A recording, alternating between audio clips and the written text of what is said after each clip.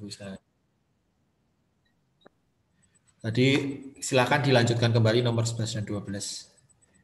Nanti langsung jawab di kolom chat.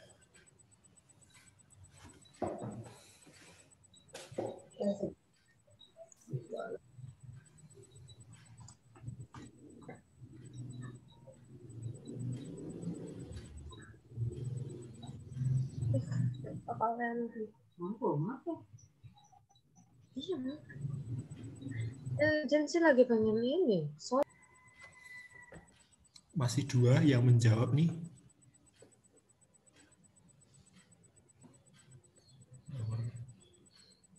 Nomor ini 11 dan 12.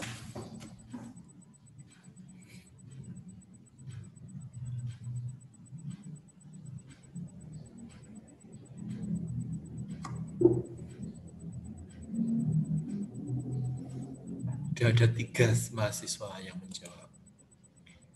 Ridolin,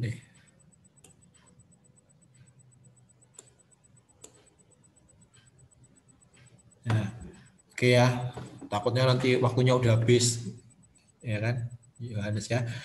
Ada yang jawab D nomor 11 dan 12C. Oke. Emang gambarnya nggak jelas mungkin nanti gini.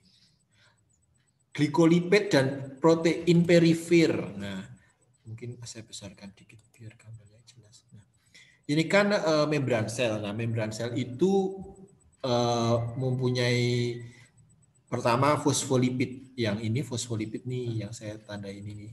Ini fosfolipid. Fosfolipid lipid bilayer ya. Punya sifat amfifatik yaitu bagian kepala itu suka air atau hidrofilik, bagian ekor itu hidrofobia atau hidrofobik. Ini sifat hidrofobik. Saya tuh nggak punya ini sih, sepatu yang touch screen tadi susah. Ini ya.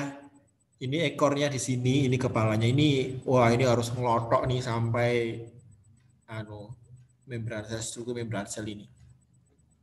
Selain fosfolipid, sebenarnya ada juga protein. Nah, protein itu ada yang menembus 2 lapisan ini nih dari membran sel. Ini namanya protein yang ini yang saya ini nih.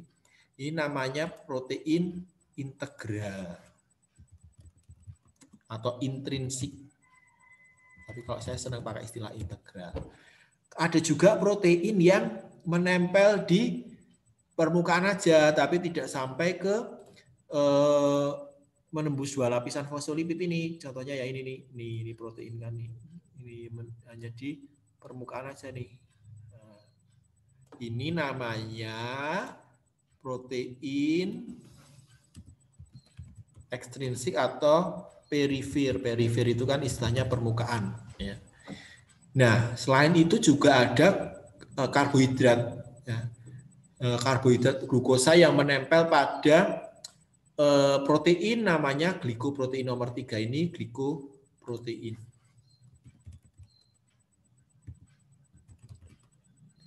Kalau yang menempel pada lipid nomor 4 ini glikolipid. Nah, jadi kompleks glikoprotein itu bukan hanya ininya ya, bukan hanya ininya aja, tapi seluruhnya ini nih, dari protein plus glukosanya ini.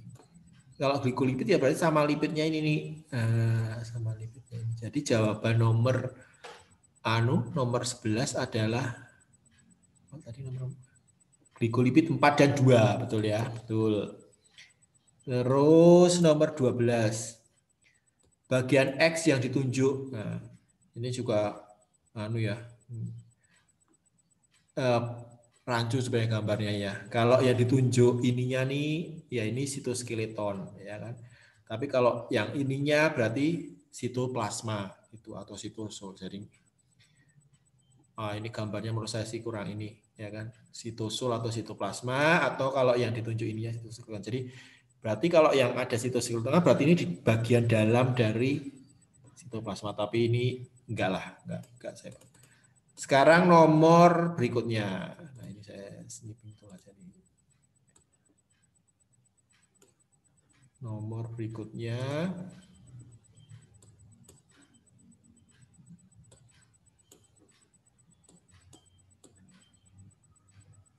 Wajah saya hilangkan. Nah, ada soal kerjakan nomor 14 sampai 15.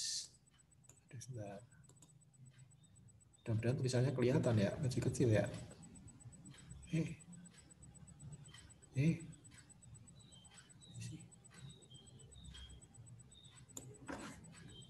14 sampai 13 sampai 15. Nah, silakan waktunya 30 detik. 30 detik. 30 detik.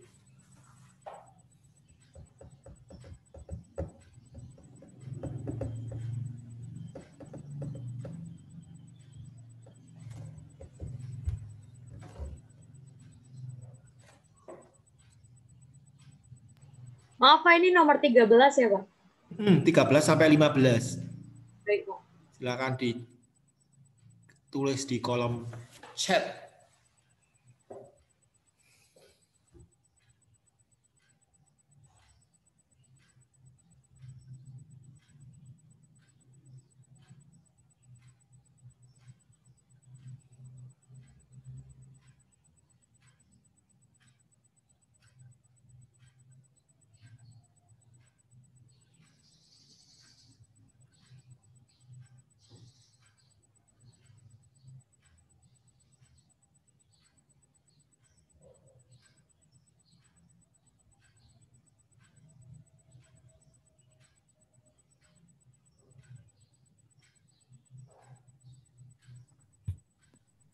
Pak, ini nomor 14-15 ya, Pak?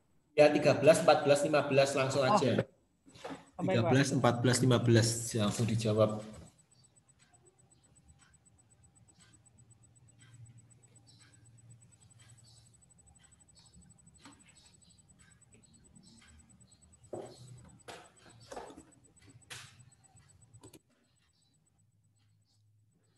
Dan jawab saya pilih yang ini kelihatan, coba. Oh, nomor 13 ya, ada yang jawab A. Nomor 14 ada yang jawab C, ada yang jawab B juga. Nomor 15 ada yang jawab C.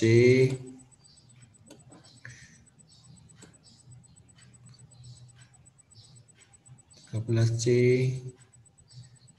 13 ada yang jawab C juga ya.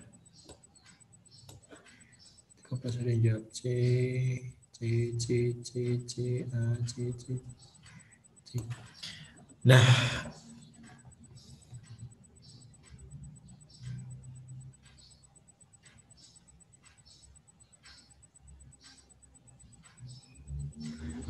kita jawab. Nah, nomor 13. Sel pada gambar di atas ini merupakan gambar apa? Yang jelas eukariotik ya kan, atau eukariot. Karena apa? Nukleusnya terlihat jelas ya kan. Kalau pada prokariot kan materi genetiknya terurai. Jadi jawabannya kalau nggak A, C, E. Nah, kalau bakteri ya nggak mungkin eukariot. Bakteri kan bukan eukariot, prokariot. Jadi kalau nggak A, C. Tapi kita lihat lagi ya kan, ini bentuknya ini kan apa namanya, nggak ada dinding selnya ya kan. Harusnya setelah nomor 4 ini ada satu lapisan lagi. Nah gitu, jadi kita perlu cermati. Jadi ini adalah sel hewan. Organel yang memiliki DNA dan memiliki membran berupa krista. Ya. Kalau krista pasti udah mitokondria lah ya kan. Berarti nomor 3 ya kan. Kalau 2 itu nggak punya membran berupa, memang 42 juga benar, ada mitokondrianya. Ada mitokondria, ada DNA-nya, malah paling banyak di nukleus, karena nanti DNA itu bisa mewarisi sifat, kan bawa gen-gen. Jadi gen itu kan di dalam DNA. Bisa juga DNA itu membentuk mRNA, ya, RNA duta atau mRNA yang keluar dari nukleus nanti untuk sintesis protein ke ribosom. Jadi jawabannya itu yang C. Nomor 15, jalur transprotein yang baru disintesis hingga disekresikan oleh sel, oleh sel. Nah, kalau sebenarnya benar dari nukleus, RE, Golgi, ini harusnya ada tambahan lagi tadi, ya kan? Vesikula. Nah, tapi yang ditanyakan adalah hingga disekresikan oleh sel. Jadi jawabannya yang D. Jadi kita ingat ini kan sampai disekresikan, kecuali kalau enggak. Nukleus kan sebenarnya bukan apa namanya untuk sintesis protein ya. Dia untuk membentuk mRNA, ada enzim-enzim, ya kan. Tapi kalau ditanya sampai disekresikan ya tadi sampai vesikular perfusi. Nomor 16, gambar di atas adalah perakitan asam amino menjadi polipeptida. Organel yang berperan dalam proses perakitan ini nomor 16 silakan dijawab. Nomor 16 jawabannya apa nih?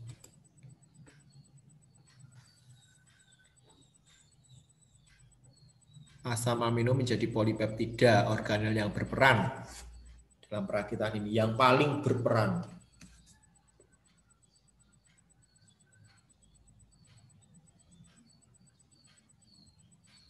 Wah, kayaknya jago-jago ini.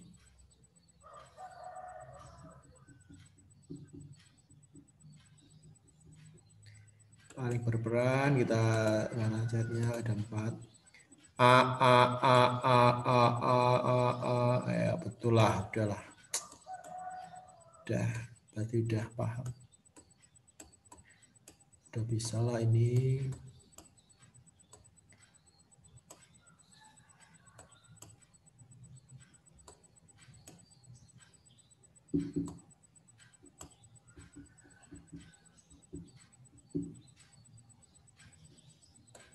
Nomor 27 coba. 27. Jawabannya apa 27?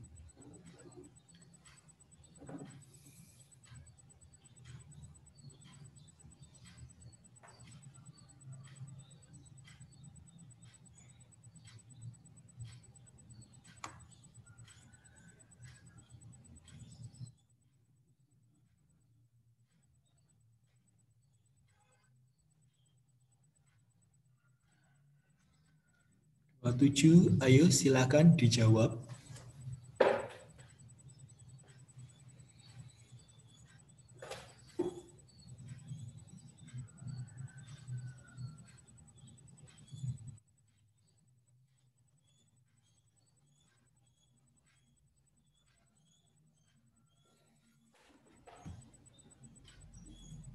Yuk. Belum ada yang menjawab. Apa sinyal saya yang ini ya? Tuh, udah ada yang jawab C. Betul sekali. Kalau osmosis itu kan pelarutnya, airnya yang bergerak. Pelarut. Diingat-ingat lagi ya yang ini soal saya nggak ada soal yang bentuk. Nah, yang kayak gini-gini nih soalnya. Nah, ini ya. Pakai prinsip osmosis, kadang kita bingung osmosis itu apa gitu. Osmosis itu airnya yang bergerak, entah pokoknya dari yang encer ke yang pekat, karena kan untuk mencapai kondisi yang seimbang. Oke.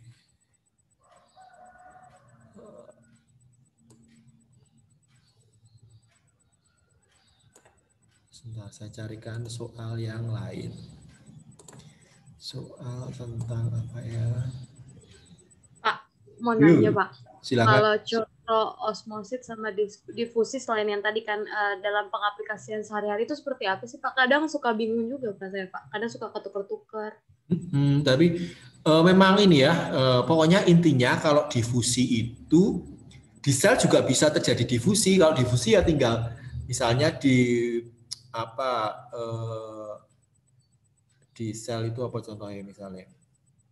Kalau yang paling gampang yang waktu osmosis yang air itu loh, yang kamu pengamatan plasmolisis pada Rudi Scaler itu kan airnya dari dalam sel keluar karena yang di luar itu lebih pekat, kan di luar itu kan garam nih. Sel dan air dari dalam sel itu akan keluar ke lingkungan sekitar itu. Kalau misalnya dalam kehidupan sehari-hari kalau kayak keriput itu bukan karena bukan karena osmosis, itu cuma karena saraf aja. Bayangkan aja kalau kita ini nanti bisa kehabisan. Contohnya ya osmosis difusi pada saat ini kencing, air seni. Nah, itu kan kalau kita kurang minum maka ada perintah dari otak untuk mensekresikan hormon ADH atau air yang ada di ginjal ayo keluar masuk ke dalam sel-sel tubuh gitu. Sehingga urinmu pekat begitu, itu osmosis. Kalau difusi itu bukan pelarutnya yang bergerak, itu bukan airnya yang bergerak. Sehingga makanya kalau pada kencing itu kan pekat itu isinya apa? Ada urea dan sebagainya di dalam kencing itu air seni itu. Nah, airnya diserap ke dalam tubuh. Contoh yang lain apa ya? Mungkin ada yang bisa memberikan contoh. Atau misalnya glukosa. Glukosa itu kan besar ya molekulnya, maksudnya lumayan besar. Nah, itu masuk ke dalam sel itu juga bisa. Makanya kan di dalam transport membran, ini kalau kita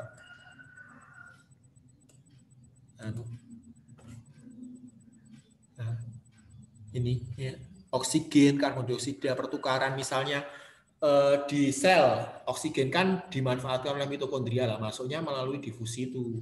Setelah di mitokondria dilakukan proses respirasi, dihasilkan CO2, dihasilkan H2O, CO2-nya keluar lewat sel menuju pembuluh darah, itu difusi sederhana. Ada juga yang menggunakan ion transport aktif. Kalau transport aktif contohnya misalnya kamu nanti belajar sel saraf. Bagaimana sih kok sel saraf itu bisa berjalan gitu, kita dipukul kok bisa kerasa, itu karena ada listrik yang berjalan di antara membran-membran sel itu. Nah, baik Pak.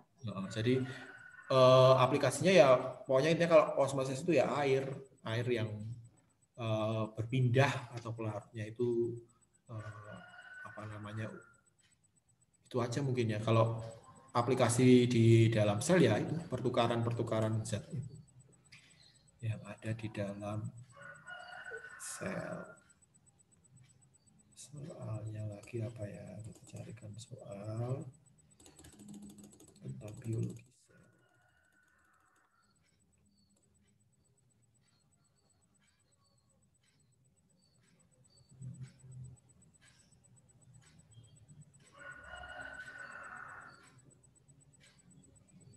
Kok enggak ada sih?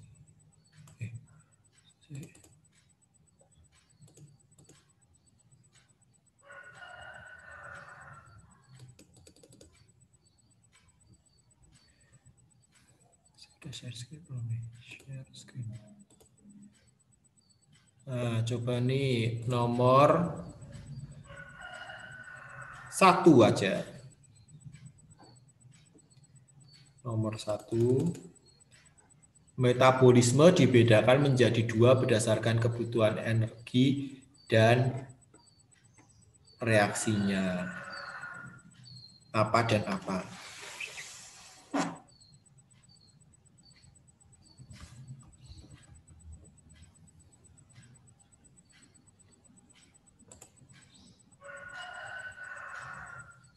Ada 3 yang jawab. Iya, wis lah ya. Anabolisme dan katabolisme. Kalau katabolisme itu cut, memotong-motong. Ingat aja cut menjadi besar, jadi kecil. Contohnya yaitu di mitokondria menjadi energi. Kalau anabolisme pembentukan molekul yang besar tadi dari yang CO2 ditambah bla bla jadi amilum. Tapi sebenarnya di tubuh kita, sel hewan, itu juga bisa membentuk polipeptida sendiri atau bisa membentuk karbohidrat sendiri. Nah, itu saudara pelajari biasanya di biokimia, yang jalur ada gluconeogenesis, ada jalur apa itu? Lupa saya. Pokoknya itu ya. Kalau mau belajar, sebenarnya di video saya ada sih di YouTube yang jalur metabolisme karbohidrat, lemak, dan protein, tapi saya nggak sampaikan di biologi sel karena bukan bagian dari biologi sel.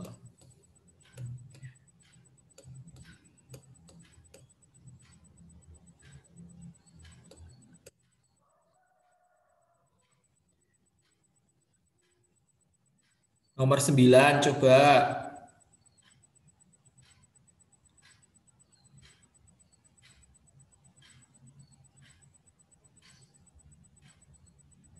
Sembilan dan 10 lah. 9 dan 10. Nanggung kalau cuma 9.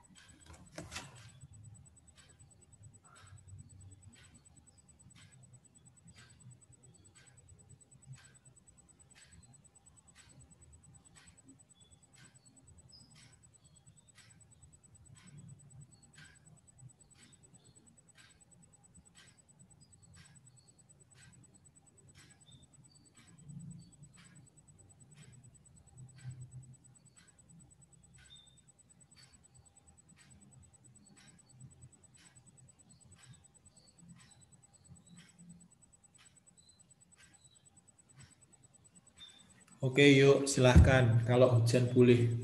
Pokoknya santai aja. Ini saya rekam kok kalau misalnya di daerahnya sinyal mati dan sebagainya. Nomor 9. 9 ada yang jawab E. 9 ada yang jawab E. Ada yang jawab 10, ada yang jawab E, ada yang jawab A. 9 mana sih? 9 ada yang jawab C. Nah, oke, langsung ya saya bahas. Pernyataan yang benar mengenai glikolisis kecuali glikolisis. Kita lihat PowerPoint. Mungkin agak lupa glikolisis. Ada yang jawab E, glikolisis itu berarti di mana sih?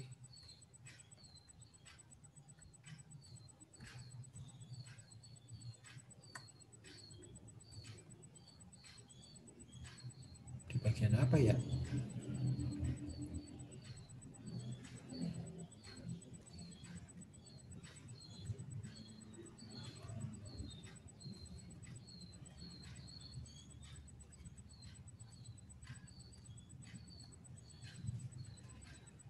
Liposum.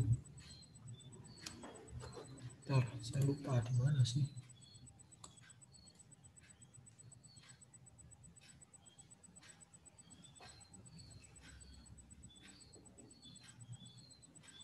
Glikolisis di mana ya?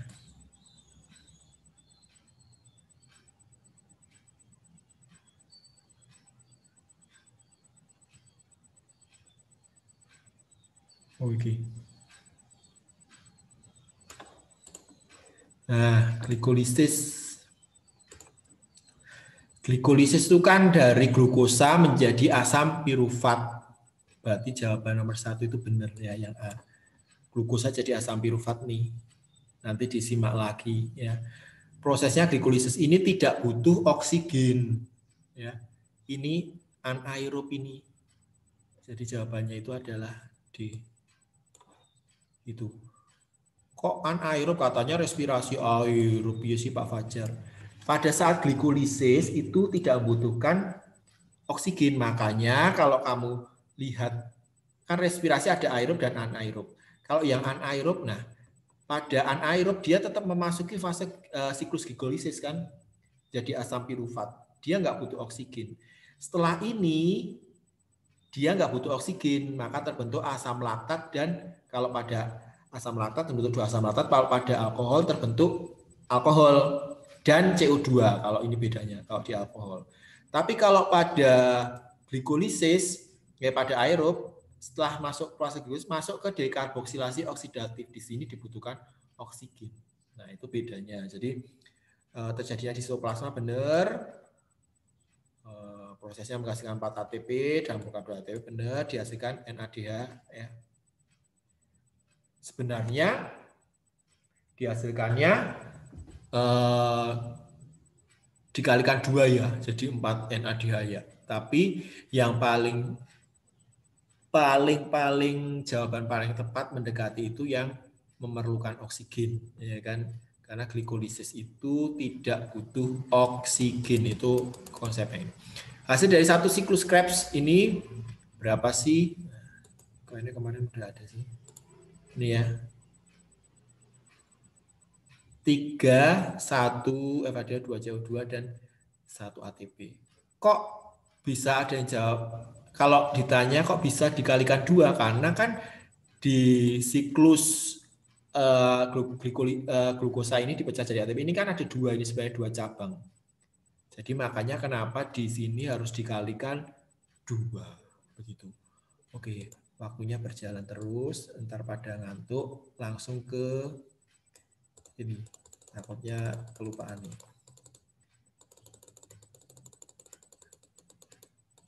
Pak, berarti minggu depan kita udah UAS ya, Pak? Oh, UAS saya kasih tes, tapi santai. Tesnya tapi tetap belajar. Ya gini-gini, tes tapi tes nanti lewat Google Form. Terus nanti mungkin sorenya saya kalau mau udah hadir ya saya bahas gitu. Jadi kalau nggak bisa ya nggak apa-apa. Nanti saya pakai record gini. Gitu. Jadi udah selesai kita biologi sel, tinggal tugas-tugasnya nanti dikumpulkan aja. Kalau ada apa-apa tuh WA aja, misalnya Pak, saya kondisinya begini, saya misalnya di rumah sakit, habis itu ngomong ya. Jadi jangan diem-diem aja. Kalau saya tuh kalau diem-diem aja malah bingung nanti tiba-tiba saya kasih nilai jelek. Kan kasihan, saya juga kalau memposisikan dalam kondisi apalagi corona, kita kan nggak tahu juga ekonominya juga semrawut kan. Nomor 1 dan 2 yuk, tinggal beberapa menit lagi nih, takutnya waktunya ini. 1 dan 2 silahkan dikerjakan. 1 dan 2.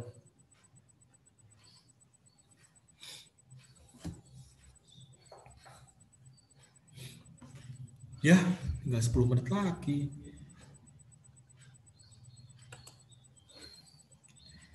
Ntar saya kasih tambahan waktu kalau mau ya.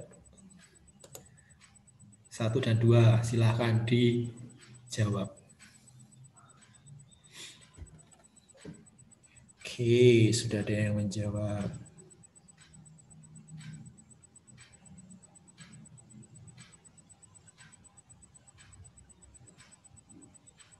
Oke ya, langsung aja ya. Oke. A1A ada yang jawab. Nomor 2 ini kok belum ada yang jawab. Nah, benar, replikasi DNA terjadi saat interfase ipromat ya. Interfase, profase, metafase, anafase. Keempat inilah yang disebut fase mitosis sebenarnya. Siklus mitosis.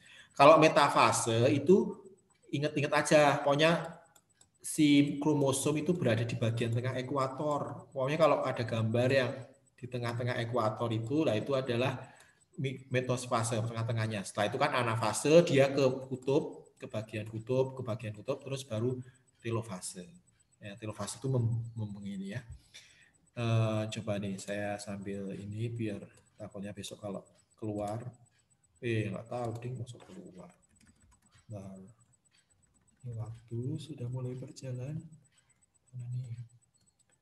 Nah, ini nih.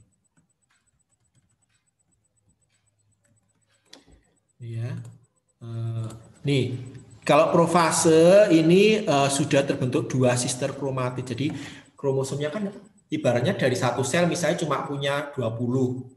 Kalau untuk membentuk 2 sel mesti harus 2 kali lipatnya kromosom gitu kan. Nah, Makanya lah di fase interfase itu terjadi sintesis-sintesis. Nah, ketika fase profase itu sentrosomnya udah mau mulai kelihatan nih.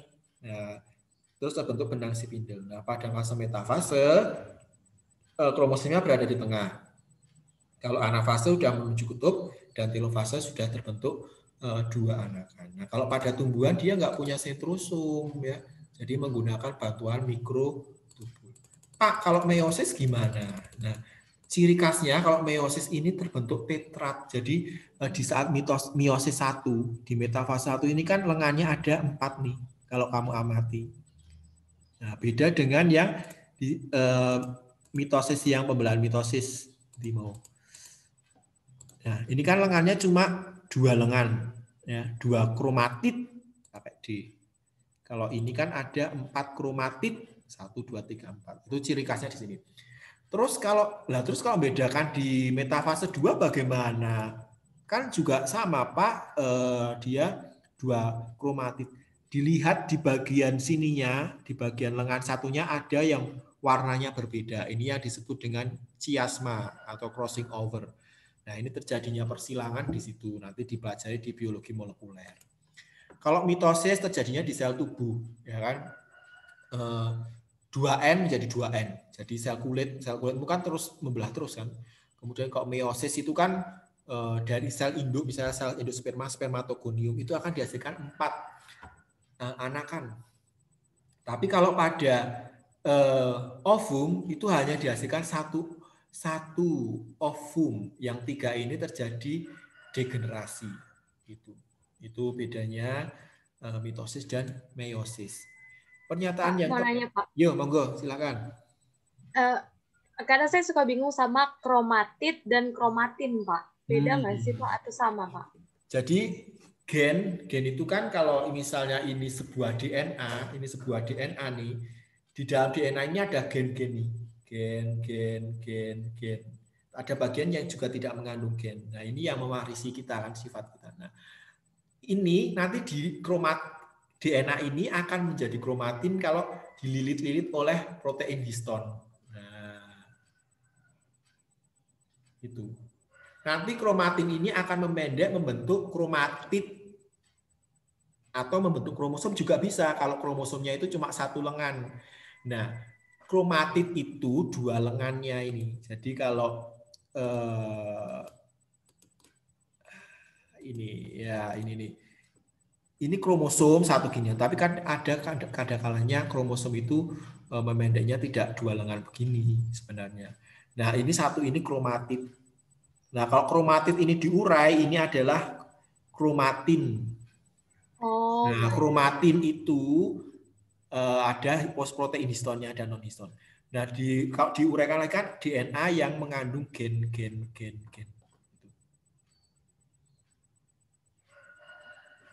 baik, Pak.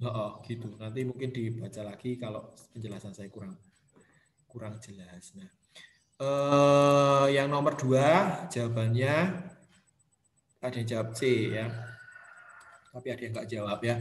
Nah, ini sudah jelas ya kalau yang dikemas oleh protein histon ini adalah DNA ya, meskipun ada sedikit RNA. Aduh, mata ini. Nah, gen adalah fragmen DNA, jadi jawabannya yang benar adalah yang B ya. Jadi tadi di dalam, bukan DNA di dalam gen, tapi gen di dalam DNA. Begitu.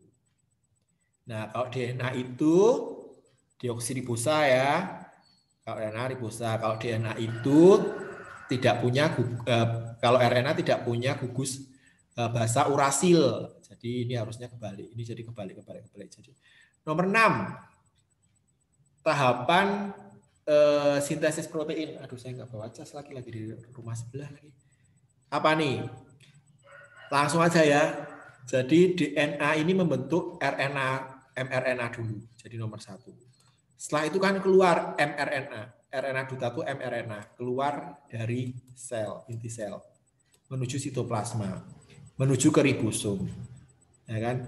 Nah, apa yang datang ke ribosom? tRNA membawa asam amino ya, untuk mencocokkan CUG itu asam aminonya ini. Nah, akhirnya asam aminonya terbentuk, akhirnya terbentuk polipeptida 1325C. Oke.